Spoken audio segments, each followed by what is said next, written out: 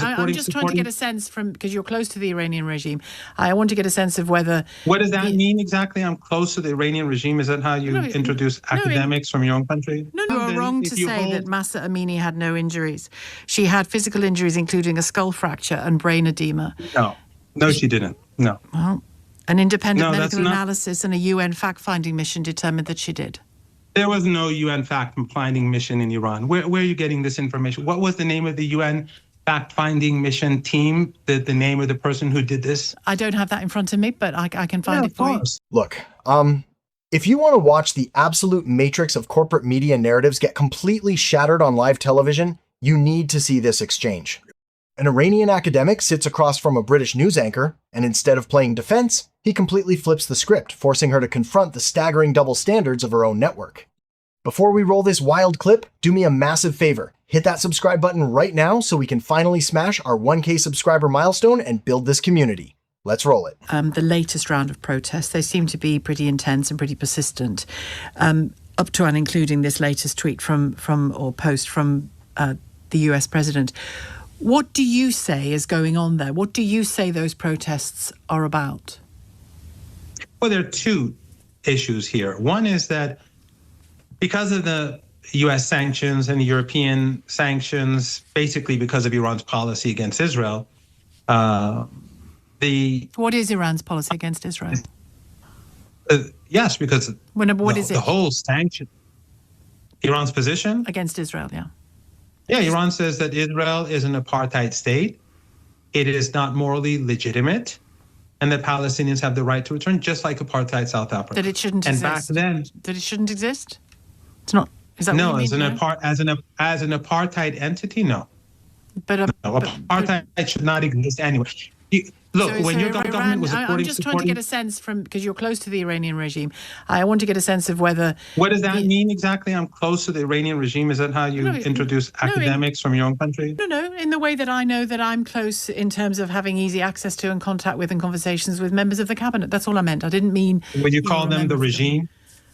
Well, would you say it like the... Do you want to go into that? Yeah, sure. Well, what's the question? Well, have there been regular democratic elections that...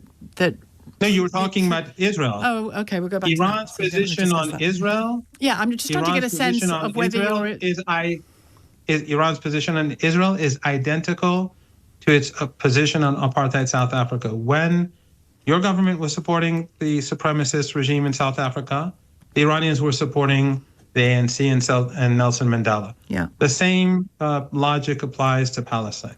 Right. So it's not the existence of Israel, it's the nature of this Israeli state. Is that what you're saying? Yes, exactly. That Iran's opposed to. The state could be called Palestine, it could be called Israel, it could be called Walt Disney, but as an apartheid state for Iran, this is not acceptable. All right, let's pause the tape right there.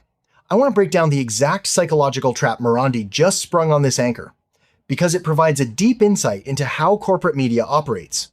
Notice how she starts the interview by trying to delegitimize him, introducing him as someone close to the Iranian regime.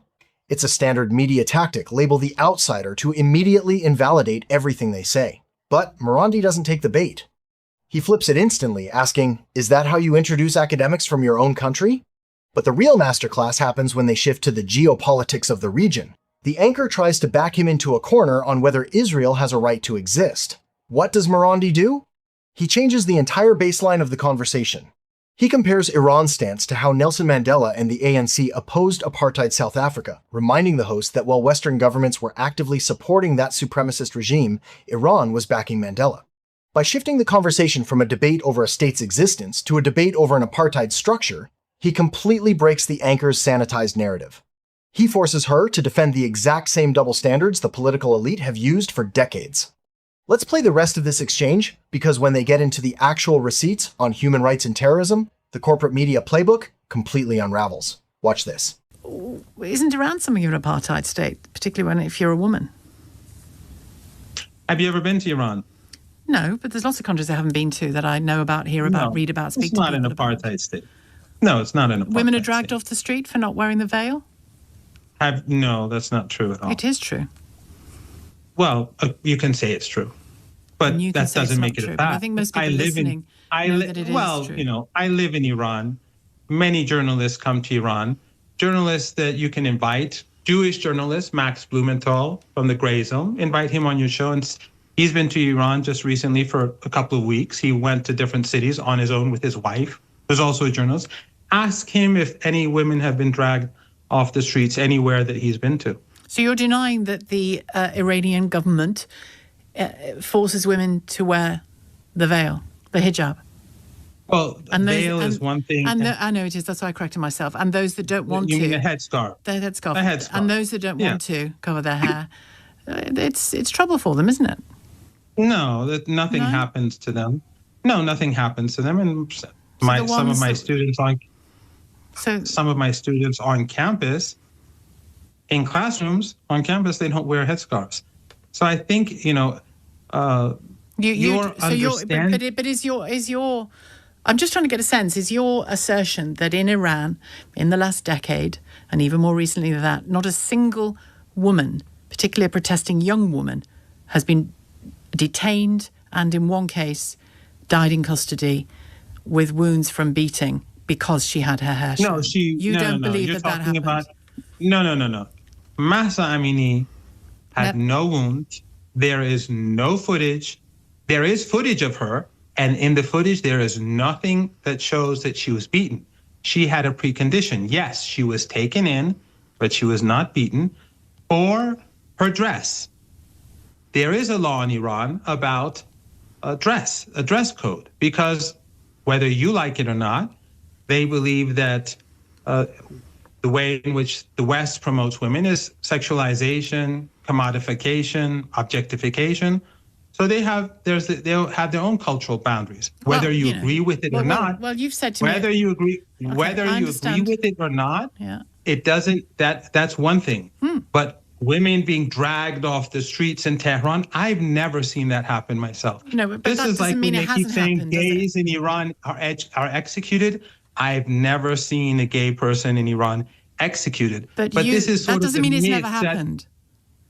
Does it? No. Just because you haven't seen a woman being dragged off the streets doesn't mean it hasn't happened. No, I'm not saying it's never happened. And you are wrong to say, if I can just say, you are wrong to say that Mahsa Amini had no injuries.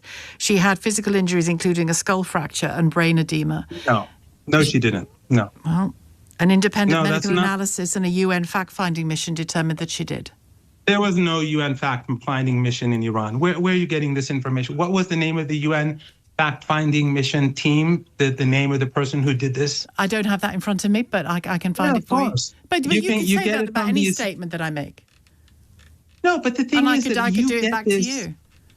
No, because you can't, because the point is that you have to give me names. If I say in the UK, people are being arrested for saying no to genocide, for having a billboard in their hands, no to genocide, they're being arrested for that. I have to show footage of it happening. And I have to show the law saying that this is how it's done. And when you tell me that if you tell me, has a woman ever been dragged away? I'll say yes. If you say that have people been beaten on the streets by the police, I'd say yes. In protests and riots, it happens.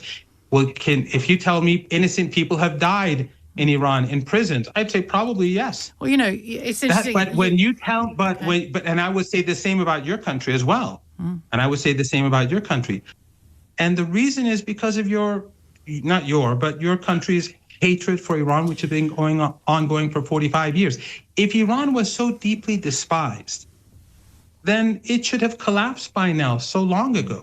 But when you say, then your government and your media is concerned about human rights in Iran, where you support Israel, not you, I mean your government, you support Israel, you help Israel in Gaza, you have the flights that go overhead. We support the rights of Iranians as well. We support the rights of Iranians.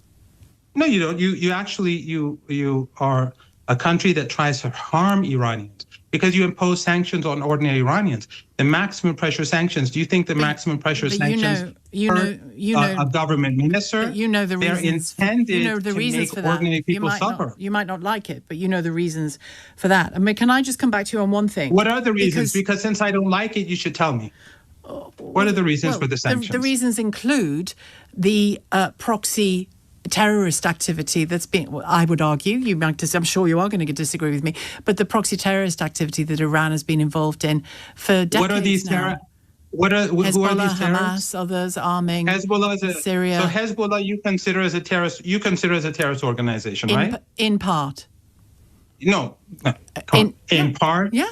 What does that mean? Well, is it a terrorist organization? In part. Is it a terrorist in the same way that the organization or not? Republican movement in Northern Ireland was in part No, in the same way terroristic that and your in part government is a political. terrorist organization in part.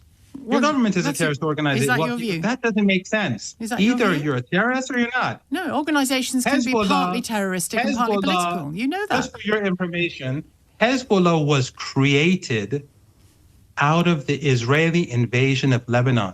It was a creation of the occupation. Just like the ANC was a terrorist organization, and Nelson Mandela was a terrorist according to your government standards at the time, Hezbollah was created when the Israelis invaded Lebanon and took Beirut. But you do know, surely, as an academic, that organizations can be terroristic and political and have wings which are both, and social as well. The Republican movement in Ireland certainly did.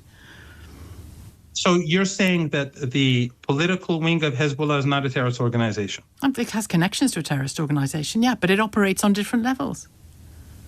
So it's not a terrorist organization? In part, it is. Look, I know you don't want to answer the question.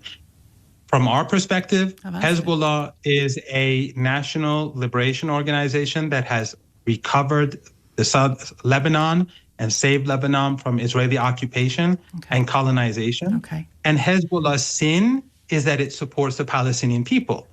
Hezbollah has been resisting the Israeli regime, and it opposes the regime and the ethnic cleansing and the genocide. Your government, your media supports the genocide. You like Israel, you like what they do, and you consider them to be in your camp. Obviously, we have huge differences because Hezbollah has not carried out mass slaughter, and Israel has.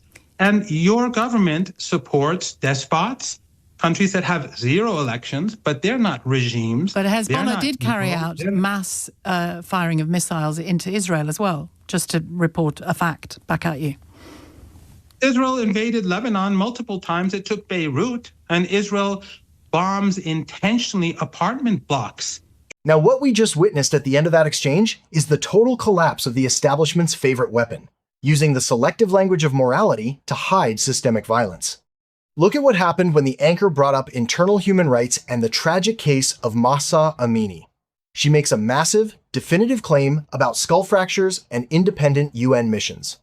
But the second Marandi demands the actual receipts, asking for the specific names of the investigators and the medical data. She completely freezes.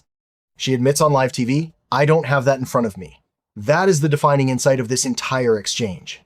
The corporate press is trained to repeat establishment talking points as absolute facts without ever checking the source material. And when she tries to label Hezbollah as a terrorist organization, Marandi drops the ultimate historical checkmate. He points out a fact that mainstream networks completely ignore. Hezbollah was created out of the Israeli invasion and occupation of Lebanon. He exposes the ultimate double standard. When Western allied states flatten apartment blocks and carry out mass slaughter, it's treated as normal background noise. But when resistance movements respond with far less firepower, they are immediately branded as terrorists.